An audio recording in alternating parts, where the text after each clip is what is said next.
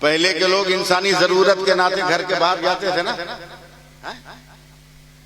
पहले का रिवाज ही अलग था, पहले के हालात ही अलग थे।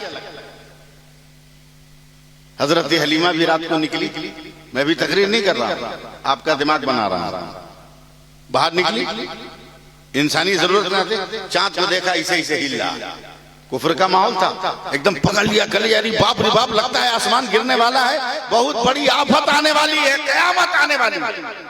कि चांद से नजर हटकर मेरे नबी के झूले पे पड़े, तो देखा मेरे सरकार जैसे जैसे हाथ पांव कर रहे हैं वैसे वैसे आसमान का चांद हिल रहा है। बात आई गई, खत्म हो गई। अब तकरीर सुनिए यहां से, बात आई गई, खत्म हो गई। मेरे सरकार को लेटा दिया, सुबह को बाहर अपने घर के बाहर बैठी, तकरीर किसको कहते हैं अब तकरीर सुनिए। घर के बाहर बैठी, पड़ोस की एक औरत आई, कहा बहन मैं तो लुट गई, मैं बर्बाद हो गई। बोले क्या हुआ? तू जानती है ना कि 13 बरस पहले मेरे शौहर का इंतकाल हो गया। बोला हाँ। बोला जब मेरा शौहर मरा तो उसका बच्चा मेरे पेट में था। ये भी मालूम? तूने बड़ा खूबसूरत बेटा पैदा किया था, जन्म दिया था, वो भी 12.5 बरस का हो गया, बहुत खड़ियल जवान है। कब बहन न जाने मेरे बेटे को कौन सी बीमारी लगी है कि बर्फ की तरफ पिघलता जा रहा है। आज जब मैंने उसको बिस्तर पर लिटाकर चादर ओढ़ाया तो बिस्तर पर उसका जिस्म ही नजर नहीं आ रहा। ए हलीमा वो सहारा है मेरी जिंदगी का, लाठी है मेरी जिंदगी की। हलीमा तू गांव गांव डगर डगर नगर नगर घूमती है, किसी बड़े डॉक्टर का पता बता जो मेरे मरने वाले बेटे को जिंदगी दे दे। हजरत हलीमा ने आंख को बंद किया, मक्का की सुबह देखा, रास्ते की दोपहर देखा, गांव का की शाम देखा, रात को आसमान में इनकलाब देखा। अचानक कहती है बहन डॉक्टर का पता बाद में पूछना, मैं थोड़ा सा पानी लाकर देती हूँ, जैसे भी हो पटक पटक कर अपने बेटे को 2-4 कतरे पिलाना। मेरा दावा है कि तेरा मरने वाला बेटा अगर एक कतरा भी पानी हलक के नीचे उतार लिया तो शाम को सूरज डूबने से पहले तेरा बेटा मैदान में दौड़ने लगेगा। का हलीमा दे दे दे दे। हजरत हलीमा घर के अंदर गई और लकड़ी के प्याले में जरा सा पानी लेकर आई और उस काफिर औरत को दिया है। वह औरत ले जाकर न जाने कैसे अपने बच्चे को पिलाया है। और भी दोपहर का वक्त है, दौड़ी दौड़ी आई है। का हलीमा कसम है लात उज़्ज़ा की सच बताना, तूने पानी में कौन सा जादू किया था कि जिसका कतरा पीने के बाद शाम का इंतजार कौन करेगा। अभी दोपहर में मेरा बेटा पूरी जिंदगी के साथ दौड़ता हुआ तुम्हें सलाम करने आ रहा है, बता उस पानी में कौन सा जादू था। तो हजरत हलीमा कहती है अरे बहन कोई जादू नहीं था, मक्का से जिस बच्चे को लेकर मैं कल आई उसका पांव धोकर तेरे बेटे को मैंने पिला दिया। तब बरेली के इमाम अहमद रजा ने कहा कि जिसके तलबों का धोबन है आबे हयात है वो जाने मसीहा हमारा। नारे तकबीर, नारे रिसालत, ताजुल अंबिया कॉन्फ्रेंस, अज़मत आमद मुस्तफा, मसलके आला हजरत। ये दयारे रसूल से आ रहे हैं, ये दयारे नबी से आ रहे हैं। देखिएगा इनको, देखिएगा उम्र इतनी लंबी हो गई मगर अल्लाह ने मुकद्दर में नबी के रोजे की ज़ियारत रखी। हजरत बरेली शहर में भी शोर हुआ कि लोग मदीना से ज़ियारत करके आ रहे हैं। सुनो साहब, मदीना से ज़ियारत करके आ रहे हैं, मदीना की ज़ियारत करके आ रहे हैं, समझे। शोर जब बरपा हुआ तो आला हजरत भी बाहर निकल गए और लोग बरेली वाले सड़क के किनारे हाजी के इस्तेकबाल के लिए खड़े थे। आला हजरत भी लाइन में खड़े हो गए। सब लोग हाथ चूम रहे हैं, कोई पांव चूम रहा है, कोई हाथ चूम रहा है, कोई पांव चूम रहा है। और जब आला हजरत के पास वो हाजी आए तो आला हजरत ने उनकी दोनों आंख चूम ली। तो गांव गांव के लोग मुलग्गू होते हैं ना।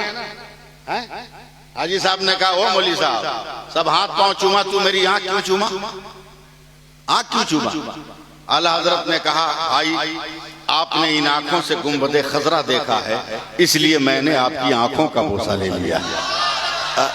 तो हाजी जल कर बोले, नाराजगी में नहीं तकलीफ से बोले, कहा मौलवी अहमद रजा ये भी कोई देखना है, 10 दिन तो देखा, तमन्ना थी कि सारी जिंदगी देखते रहे मगर 10 दिन तो देखा, इससे ज्यादा न देख सका अहमद रजा। तब आला हजरत ने कहा मुकद्दर पे नाज कीजिए ना कि आपको 10 दिन देखने को मिला, और फिर पैसा होगा तो फिर देख लीजिएगा, मगर उन फरिश्तों की तकलीफ का अंदाजा लगाइए जो एक बार देख लिया वो कयामत तक देखने को नहीं मिलेगा। कयामत तक उसे देखने को नहीं मिलेगा। क्या समझाया नबी के तैयार, क्या समझा? देखो इनको, देखो ताजुल अंबिया की बात, जलसे में बैठे हो इनको देखो, मैं तकरीर कर रहा हूँ। हजरत मेरे नबी मस्जिद नबी में बैठे हैं, सुभान अल्लाह कौन बोलेगा? हमारा बाल बच्चा मस्जिद नबी में बैठे, साहबा बैठे, अंधा देख के बताएगा ना कौन कहां बैठा है?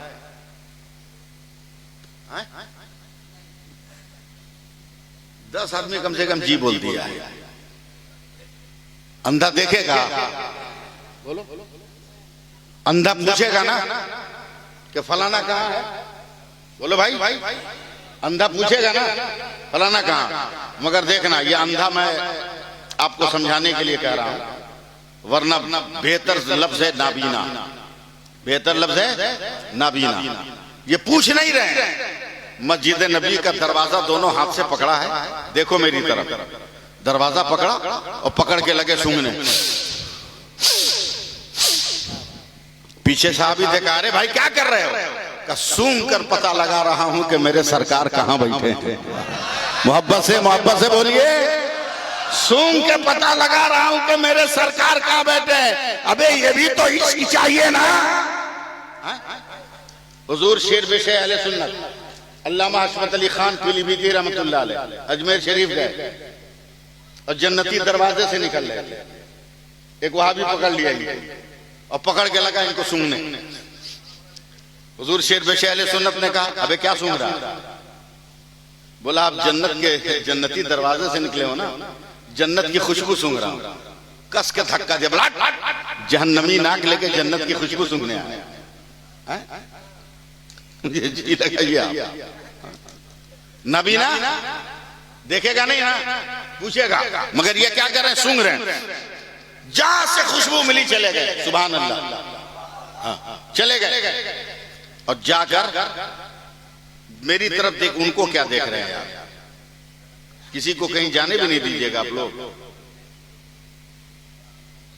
मेरे नबी के सामने बैठ गए, देखिएगा, और मेरे नबी के पाए मुकद्दस पे नाबीना साहबी ने हाथ रख दिया, क्या या रसूल अल्लाह, सुना हूं कि सूरज निकलता है तो उजाला छा जाता है, मगर आज तक देखा नहीं। या रसूल अल्लाह, सुना हूं जमीन से हरी हरी घास निकलती है तो मखमल का एहसास होता है, मैंने देखा नहीं। या रसूल अल्लाह, फला ऐसा चिला ऐसा, मगर देखा नहीं। मेरे नबी ने कहा, क्या चाहते हैं? क्या या रसूल अल्लाह, करम हो जाए तो मुचंदे को आंख दे दीजिए ना। करम हो जाए तो मुचंदे को आंख दे दीजिए।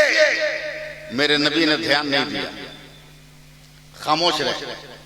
जो अगल बगल साहबे के बार बैठे थे, कहा या रसूल अल्लाह, फकीर गरीब रो रहा है, करम कर दीजिए, देखते रहिएगा। तब मेरे नबी ने, ये मदीना से आए, देखिएगा, मेरे नबी ने अपनी उंगली उठाई, मुंह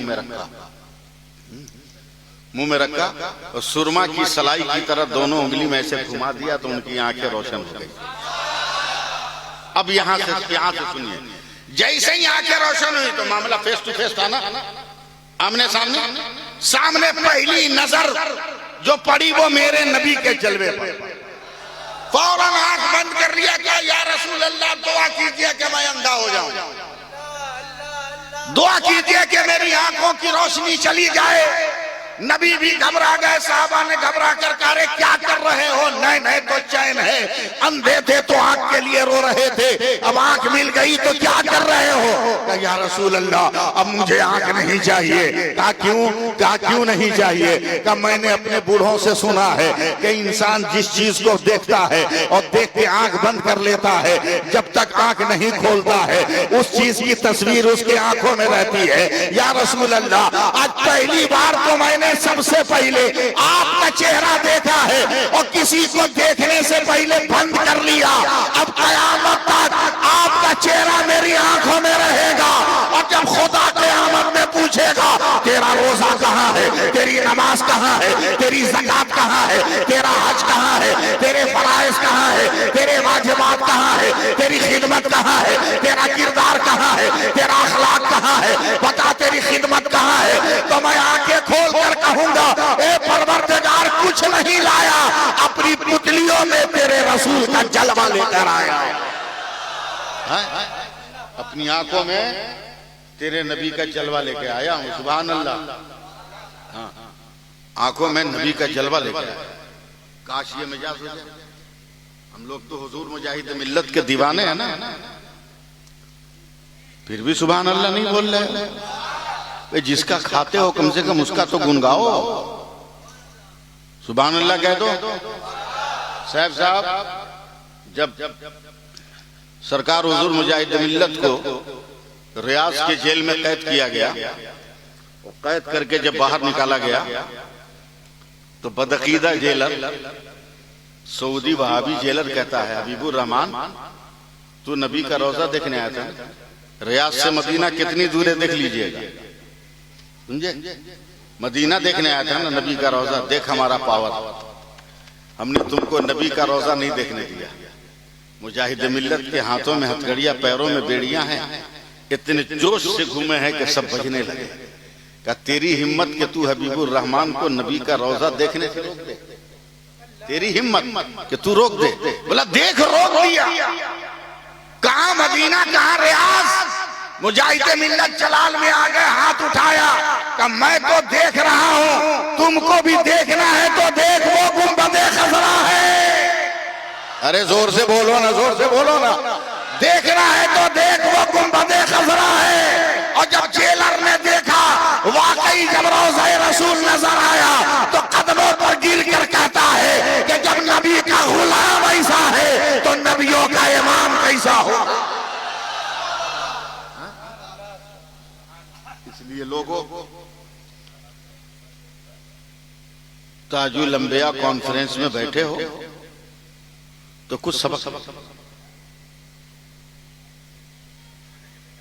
पीर का फैजान भी उसी वक्त मिलेगा जब नमाजें पढ़ोगे।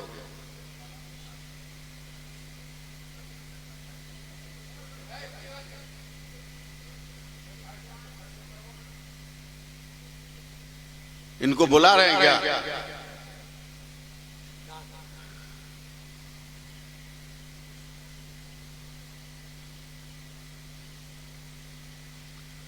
पीर का फैजान लेना है तो नमाजें पढ़ो। बगैर नमाज पढ़े एक दो नहीं 2-4 दर्जन तावीज लगा लोगे, फायदा नहीं होने वाला। और नमाज पढ़ो, पीर अगर दम भी कर देंगे ना तो फायदा ही फायदा हो जाएगा, फायदा ही फायदा हो जाएगा। हुजूर हबीब मिल्लत आएंगे क्या? नहीं मैं पूछ रहा हूँ, है ना? हाँ हाँ ठीक ठीक। सुभान अल्लाह कह दीजिए।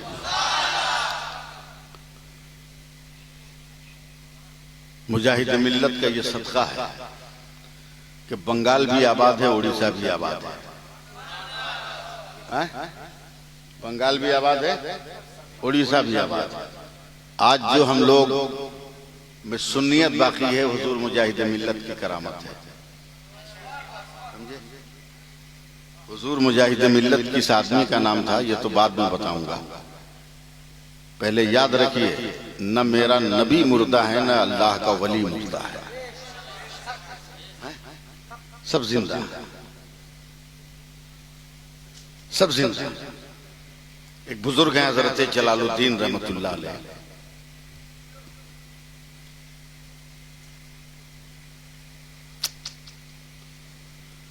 हजरत जलालुद्दीन रहमतुल्लाह अलैह बुजुर्ग हैं। सुनो यार, नहीं तो बोल दो मैं खत्म कर दूं।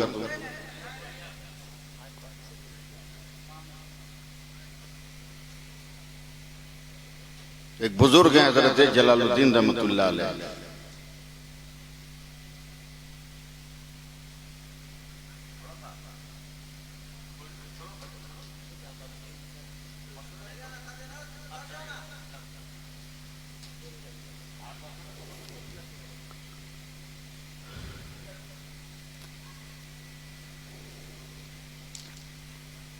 दरूद पाक पढ़िए।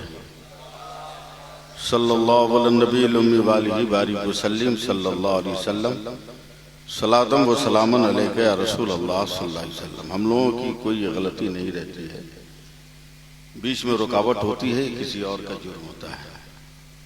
हजरत जलालुद्दीन रहमतुल्लाह अलैह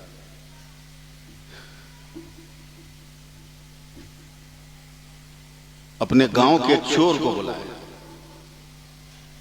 और समझाने के लिए कहा, 5 रुपया निकाला, बोला बेटा रख ले, एडवांस बुकिंग। चोर बोलता है कि कैसी बुकिंग, आपको क्या मालूम मेरा क्या कारोबार है, धंधा है। तो हजरत जलालुद्दीन सैय्यदी रहमतुल्लाह अलैह कहते हैं, कोई जाने न जाने मैं जानता हूं कि तू कफन चोर है, जिसका चुराया सो चुराया, मैं पहले पैसा देके जा रहा हूं, खबरदार मेरा कफन मत चुराए, मेरा मत चुराए। बोला हुजूर हम आपका चुराएंगे, यकीन रखिए हम इतने बड़े गद्दार नहीं कर, रख ले, न चोर का भरोसा है न नेता का भरोसा है, दोनों एक ही बिरादरी का है, बस एक छोटा बड़ा है। रख लिया। कुछ दिन के बाद हजरत का इंतकाल हो गया। पीर साहब थे, मुरीदों ने इतना खनखनाता हुआ इतना बढ़िया कपड़े का कफन दिया कि ये तो सर पीटने लगा। मौलवी बहुत तेज था, 5 रुपया में 22 मीटर लेके चला गया। एकदम परेशान, डिप्रेशन का शिकार, उदास, मुंह लटकाया हुआ घर पहुंचा। उसकी बीवी झाड़ू दे रही थी। उस सोच में पड़ गई कि गांव में कोई मरता है तो फुलझड़ी छोड़ते आता है, और आज एक आदमी मरा है तो इतना उदास क्यों है। बड़ा परेशान, टेंशन में बोलती है, अरे क्या बात है, आज तो खुश होने का मौका है। का खुश का एक मौलवी के चक्कर में फंस गए। बोला नहीं समझे।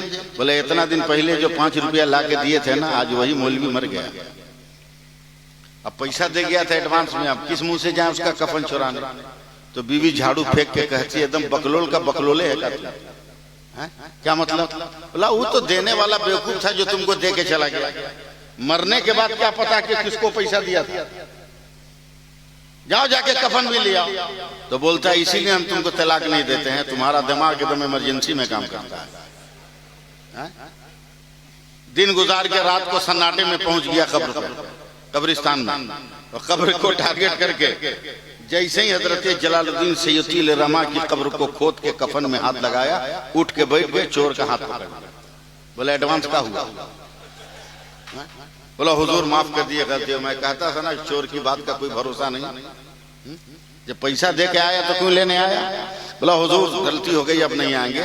हजरत जलालुद्दीन सैय्यदी कहते हैं, सुन मेरा नाम जलालुद्दीन है, और सिर्फ यही कब्रिस्तान नहीं, आज से रूए जमीन के जिस कब्रिस्तान में जाएगा वहीं पर जो है जलालुद्दीन बैठा हुआ मिलेगा। और फैसला कर लो कि जब अहले सुन्नत वल जमात का जलालुद्दीन इतना पावर रख रहा है तो खुदा का रहमतुल्लिल आलमीन कितना पावर रख रहा होगा। तकबीर, नारे रिसालत, मसलके आला हजरत ताजुल अंबिया कॉन्फ्रेंस अल्लामा सैफुल्लाह अलीवी।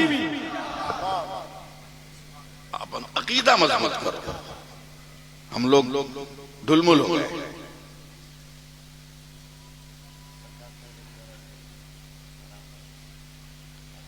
पीर कैसा होता है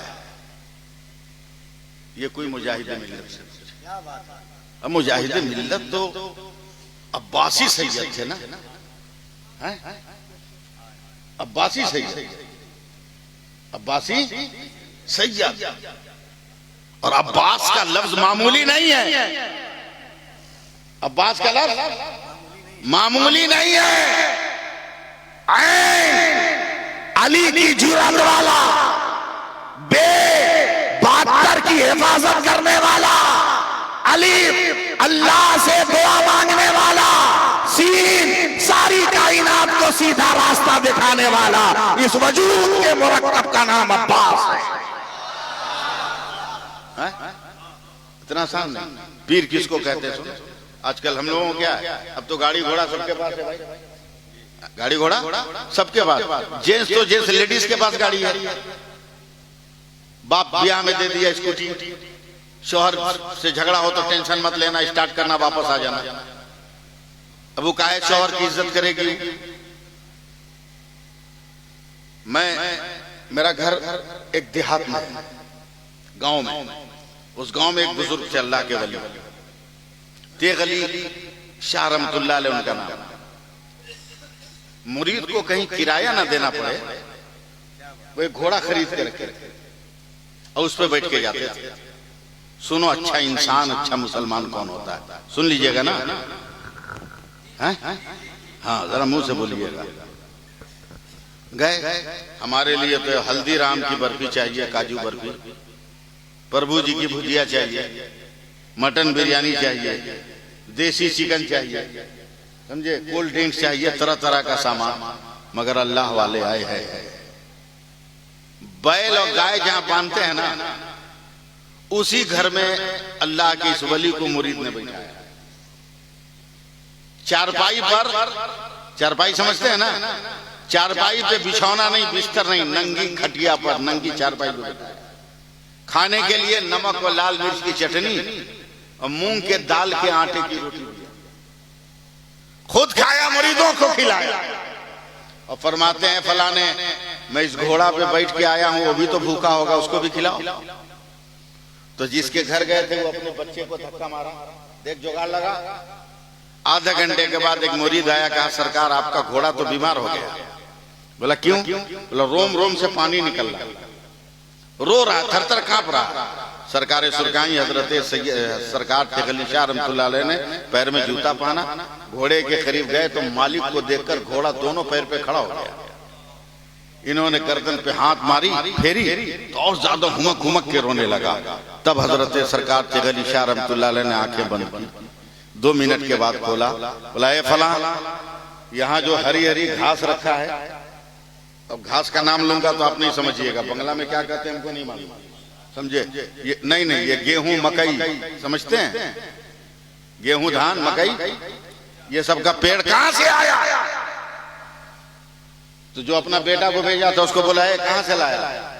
बोला अपना खेत तो बहुत दूर था, बगैर में फलाना दास का खेत था, उसी में से तोड़ के ले आए।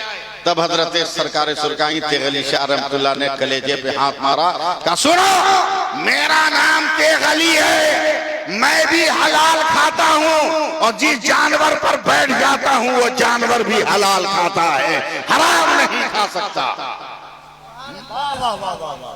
लोग पीछे भाग रहे हैं, वक्त बिल पर सुन्नी कुछ बोल नहीं रहा, वक्त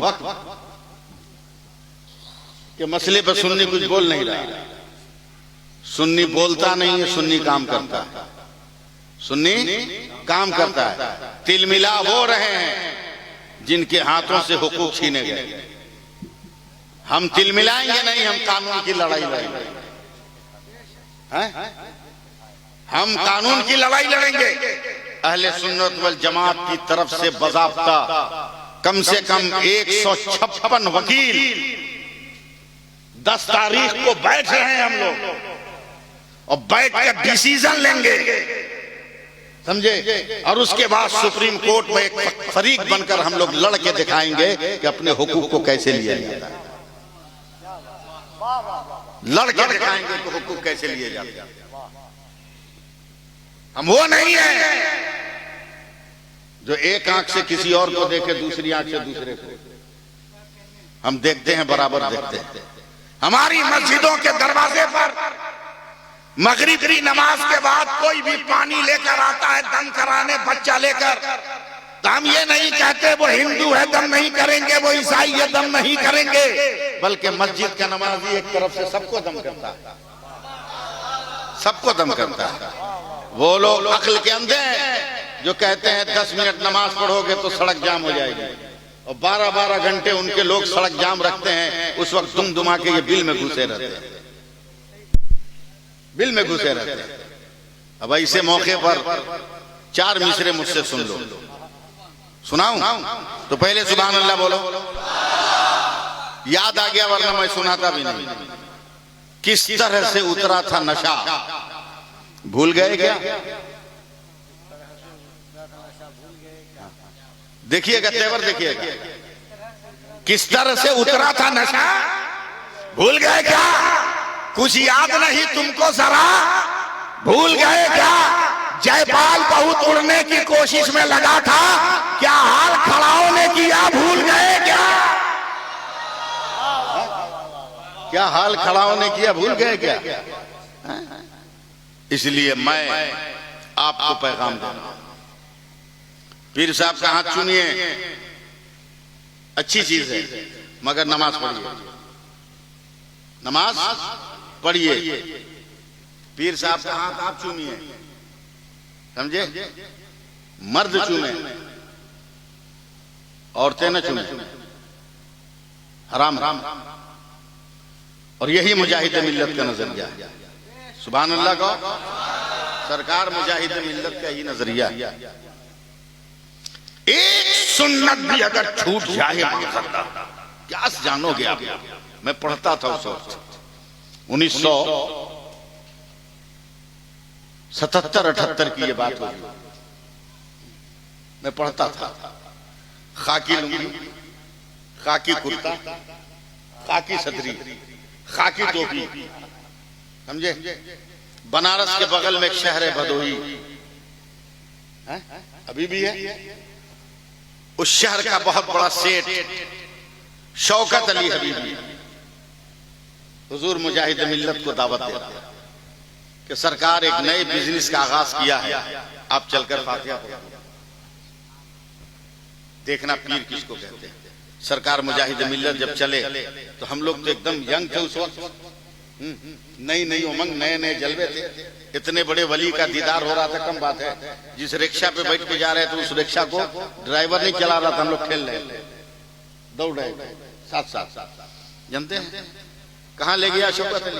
अभी भी भदोही शहर में रोड के किनारे बहुत बड़ी बिल्डिंग है जिस पर बोर्ड लगा है पैराडाइज, वो सिनेमा हॉल, उसका उद्घाटन कराने लगे। पैराडाइज सिनेमा हॉल का उद्घाटन करा। हम लोग एकदम यंग जनरेशन बोला हुजूर ये नया नया सिनेमा हॉल खोला, इसका उद्घाटन करना है। अब तो हम लोग उतावले हो गए मारने के लिए, एकदम बिखर गए। हुजूर मुजाहिद में डांटा, खबरदार रुकिए, ये उसकी गलती नहीं है, अपना मुहासबा कीजिए कि हमसे कौन सी ऐसी खता हो गई कि अल्लाह ने यह दिन दिखाया। अपना सर्वे कीजिए। फिर शौकत अली को बुलाया, कहा बेटा अगर कारोबार बदल दो तो मैं दुआ कर दूं। कहा हुजूर जो कहिएगा वो। बोला इसको सिनेमा हॉल मत बना, तू अपने माल का गोडाउन बना ले। कहा बन गया, जो कहिएगा वो। हुजूर मुजाहिद मिल्लत ने दुआ कर दी।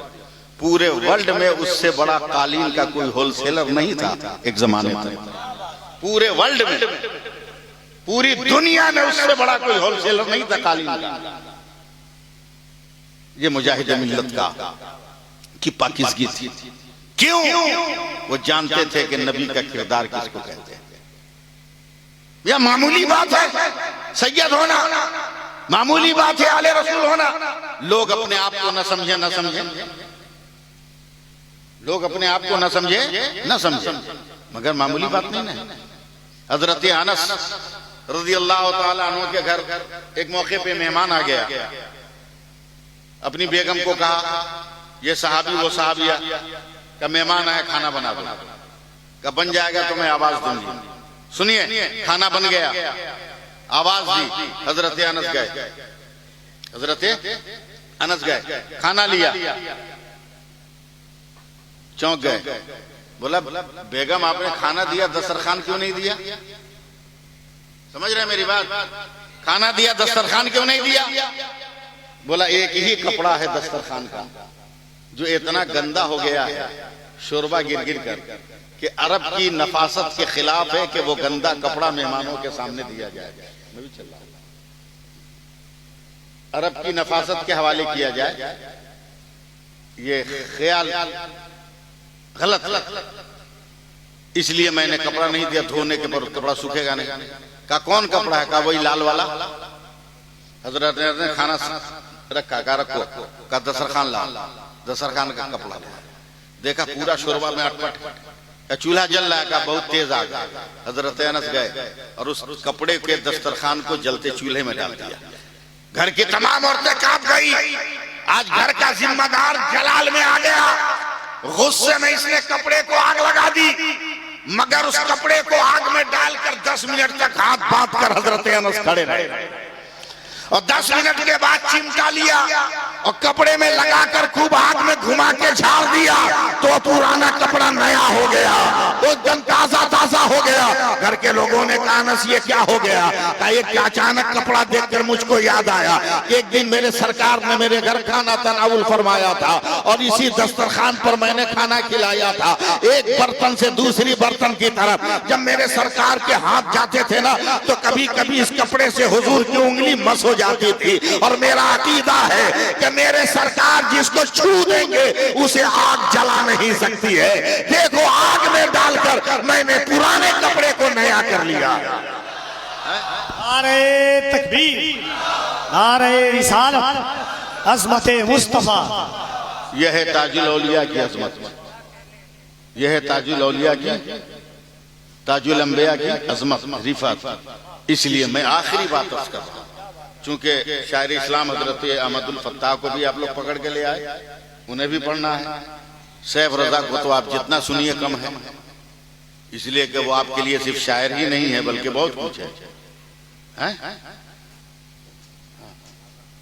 हाँ, वो आप लोगों के लिए बड़ी सीन है मगर आप लोग उसके लिए तो छोटी सीन है, समझे? दोनों को सुनना भी है। हबीब मिल्लत सरकार हबीब मिल्लत की भी आमद है। मुझे भी यहाँ से 100 किलोमीटर अपने घर जाना है, फिर टिकी लेना है, स्टेशन जाना है। इसलिए आखिरी बात सुन, नमाज के अलावा कुछ और मत। अल्लाह को राजी करना है, नमाज पढ़ना, बरकत चाहिए, बरकत चाहिए नमाज पढ़िए, जन्नत चाहिए नमाज पढ़िए, रहमत चाहिए नमाज पढ़िए, शिफा चाहिए नमाज चाहिए, नमाज पढ़िए। पीर की रजा चाहिए नमाज पढ़िए, माँ बाप की खुशनुदी चाहिए नमाज पढ़िए। नमाज से बढ़कर कुछ नहीं। बस आखिरी बात अर्ज कर रहा था। एक दिन एक साइंस की थ्योरी का मुताला कर रहा था कपिल साहब, बहुत तज्जुब खेज बात कि इंसान अक्ल वाला, इल्म वाला नहीं लिखा था, अक्ल वाला, अक्ल वाला किसी काम को 7 दिन कर ले तो उसका परमानेंट हो जाता है। अब वो आदत उससे छूटती नहीं। मैं भी सोचने लगा कि तो बहुत परफेक्ट थ्योरी है भाई। जो 3 दिन बीड़ी पी लिया वो परमानेंट पीने लगता है, जो गुटखा खा लिया वो कभी नहीं छोड़ता है, जो बीड़ी पी लिया वो कभी नहीं छोड़ता, जो अल्लम गल्लम खा पी लिया वो कभी नहीं छोड़ता। बहुत फर्स्ट क्लास थ्योरी है ये। मगर अचानक मैं चौंक गया कि 7 दिन गुटखा खा ले तो नहीं छोड़ता आदमी, पान खा ले तो नहीं छोड़ता, बीड़ी सिगरेट तंबाकू नहीं छोड़ता, मगर ये पूरे रमजान भर नमाज पढ़ लिया मुसलमान 30 दिन, फिर ईद के बाद छोड़ कैसे दिया? जबकि 7 दिन में रेगुलर हो जाता, मगर ये 30 दिन पढ़ने के बाद भी रेगुलर नहीं हुआ। उसकी वजह क्या है? मैं फिर उस किताब को उलट पलट करने लगा तो आखिर में एक जुमला था कि 7 दिन में वही इंसान रेगुलर होगा जो काम स्टार्ट करते हुए छोड़ने की नियत न किया। तब मैं हंसने लगा कि बीड़ी पीने वाला कभी छोड़ने की नियत नहीं करता, गुटखा पान खाने वाला कभी छोड़ने की नियत नहीं करता, मगर रमजान में नमाज पढ़ने वाला तो नियत करता है कि रमजान का चांद आया तो पढ़ रहा हूँ, ईद का नजर आएगा तो छोड़ दूंगा। इसलिए 30 दिन पढ़ने के बाद भी नमाजी नहीं। कोई भी अमल करने से पहले छोड़ने की नियत मत करो, बल्कि उस काम को करो, फिर देखो उसकी मकबूलियत। और मेरे कहने पर 1 हफ्ता नमाज पढ़ लो, 5 टाइम की नमाज 1 हफ्ता पढ़ लो, मेरे कहने पर 5 टाइम।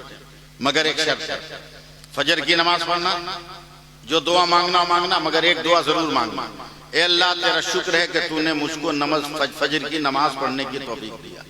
सुन रहे हैं ना? जोहर पढ़ना तो यही करना, असर मगरिब ऐशा पढ़ना तो यही दुआ करना, अल्लाह तेरा शुक्र है तूने फला नमाज पढ़ने की तौफीक दी। उसका फायदा क्या होगा?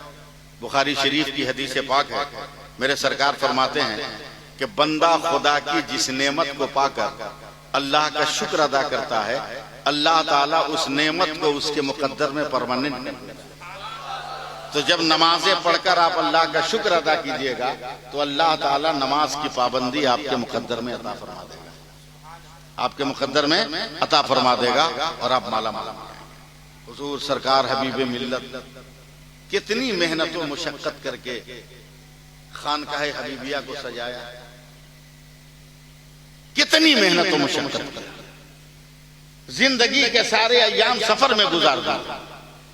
हुजूर मुजाहिद मिल्लत के बाद शिराजा बिखर गया, जवानी के आलम में ये बोझ इनके सर पे पड़ा और उसके बाद कायदाना सलाहियतों की तमाम तर ताकतों को काम में लाते हुए उन्होंने सरकार मुजाहिद मिल्लत के मिशन का सूरज ऐसा जगमगाया, ऐसा जगमगाया कि मुखालिफ भी सोचने पे मजबूर है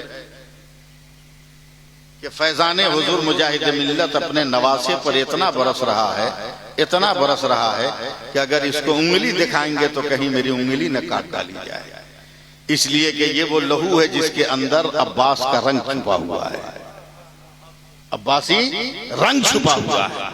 इसलिए दामने मोहब्बत से, दामने तरीकत से लगे रहिए। आखिरी लफ्ज ये, जैसा पीर है वैसा तुम कर नहीं ना सकते, बोलो भाई वैसा कर सकते हैं? जितना वजीफा पढ़ते हैं उतना पढ़ पाएंगे हम लोग? कुछ तो बोलो। जितनी तस्बीह पढ़ते उतना पढ़ पाएंगे? नहीं ना। लेकिन एक काम तो कर सकते हैं ना कि जैसा वो देखने में लगते हैं वैसा हम लग जाए, जैसा वो देखने में लगते हैं वैसे लग जाए। कुर्ता पजामा पहने, दाढ़ी रखें, टोपी पहन लें, दाढ़ी रखें, टोपी पहन लें, पीर साहब की तरह लगे। हजरत इमाम गजाली लिखते हैं, कफील साहब के एक बुजुर्ग तकरीर कर रहे थे कि जिसकी सफेद दाढ़ी हो जाती है उसको बुजुर्गी आ जाती है, अल्लाह उसको जन्नत दे देता है, और जिसकी काली रहती है मर जाता है, उसके बारे में फरिश्ते भी सोचते हैं। ये आदमी अनपढ़ किस्म का आदमी था, गया घर में और वसीयतनामा लिख दिया, बच्चों को कह दिया कि देख हम जब मर जाए ना और दाढ़ी उड़ी के बाल काला रहे तो किसी तरह इसको सफेद कर देना, किसी तरह सफेद कर देना। अब जैसे भी किया हो कर दिया। आजकल तो एक से एक केमिकल है, रंग बदलने के बाद तो शौहर बीवी को नहीं पहचानेगा। हाँ, शौहर बीवी को नहीं पहचानेगा। आंख का कलर चेंज, अबे जब किरदार का कलर चेंज है तो कुछ तो चेंज हो सकता है, और किरदार का कलर अगर एक होता, उस कलर का नाम फातिमा है, तो न कभी तुम्हारा कलर चेंज नहीं होता, तुम्हें देखकर जमाने का कलर चेंज हो जाता, जमाने का कलर चेंज हो जाता है, जमाने का कलर। कुछ सफेद कर लिया, फरिश्ते आए मुनकर नकीर, बोला यहाँ भी शुरू हो गया, तू यहाँ भी अपना काम हेरा फेरी। इमाम गजाली फरमाते, फरिश्तों ने कहा मौला तेरे बंदे ने देख ये क्या किया, अल्लाह फरमाता उसको जन्नत दे। कहा क्यों, इसकी क्या नेकियां? बोला नेकी रहे न रहे, वो दाढ़ी को सफेद क्यों किया? इसलिए ना कि मेरे अजाब से डर रहा है, डरा तो मेरे अजाब से, इसी डर की बुनियाद पर मैंने उसे माफ कर दिया। अब बता के आटा ऊंटा लगा लेने से दाढ़ी में आदमी जन्नती हो जा रहा, पीर साहब की तरह दाढ़ी रखने से जन्नती नहीं होगा। लेकिन पीर भी ओरिजिनल रहता, पीर भी ओरिजिनल रहता, बिजनेसमैन रहे तो नहीं, बिजनेसमैन रहे तो नहीं, साहब तरीकत रहे तो, साहब शरीयत रहे तो। बहुत सारे पीर हैं, मुरीद कर लेंगे, नमाज नहीं पढ़ेंगे, औरतों से बात करेंगे, औरतों से हाथ चुमाएंगे, औरतों से पैर चुमाएंगे। देखो 1 मिनट के लिए मैं टोपी उतार रहा हूं। इमाम गजाली से किसी ने पूछा तरीकत क्या है, शरीयत क्या है? इमाम गजाली ने फरमाया शरीयत बाल है, शरीयत बाल है, तरीकत उसकी मांग है। मांग किसको कहते हैं? बीच से बाल ऐसे फाड़ने से जो बीच में ये धारी नजर आती है, इसको मांग कहते हैं। कि शरीयत बाल है, तरीकत उसकी मांग है। अब जरा सोचो कि हम बाल छिलवा लें, मांग निकाल पाएंगे? और बाल रहेगा तो जब चाहेंगे तब ना निकाल लेंगे कंघी मार के। इमाम गजाली कहते हैं कि शरीयत बाल है, तरीकत मांग है। अबे जब नमाज ही नहीं है तो तरीकत कहां? जब शरीयत नहीं तो पीर कहां? देखो क्या खुशू और खुशू के साथ हजरत नमाज पढ़ते हैं। कभी असर की नमाज या फजर की नमाज हजरत के पीछे पढ़ के देखो, तब पता चले तुमको। असर की नमाज और फजर की नमाज इनके पीछे पढ़ो, देखो एहसास होगा तुमको कि मेरा पीर क्या। इसलिए मैं कमेटी के जुमला लोगों को मुबारकबाद देते हुए और आप सुनने वालों का शुक्रिया अदा करते हुए अपनी बातें खत्म कर रहा हूं। 2 लम्हे की गुफ्तगू ही अगर कामयाब हो जाए तो बहुत, 4 घंटे की गुफ्तगू पे भारी है। मुझको जो पैगाम पहुंचाना था मैंने पहुंचा दिया। इंशाअल्लाह तबारक व तआला जिंदगी ने कभी वफा की तो जरूर मुलाकात होगी और हम लोग एक जगह बैठेंगे इंशाअल्लाह ताला। अल्लाह ताला सरकार हुजूर मुजाहिद मिल्लत के सदक़े में इस जलसे को कबूल फरमाए और जितने लोगों ने इसमें ताउन किया है या जो लोग बैठे हैं, अल्लाह ताला सबको दारैन की सादतों से माला माल फरमाए और हम सबके दर्जात में बुलंदी अता फरमाए। गुनाह सगायर और कबायर को माफ फरमाकर अल्लाह ताला हम सबको दाखिल हसनात करें। दुआ कीजिए कि अल्लाह ताला वक्फ के मसले पर जो तंजीमें सुप्रीम कोर्ट में मुकदमा लड़ने जा रही हैं, अल्लाह ताला उनको मुकम्मल कामयाबी अता फरमाए और बातिल कुव्वतों का सर हमेशा हमेशा के लिए काला हो जाए और उनका सर कुचला जाए। अल्लाह ताला अपना फजल अता फरमाए। आमीन आमीन बिजाहि सय्यदिल मुरसलीन व आखिरु दवाना अनिल हम्दुलिल्लाहि रब्बिल आलमीन। अस्सलामु अलैकुम व रहमतुल्लाहि व बरकातहू।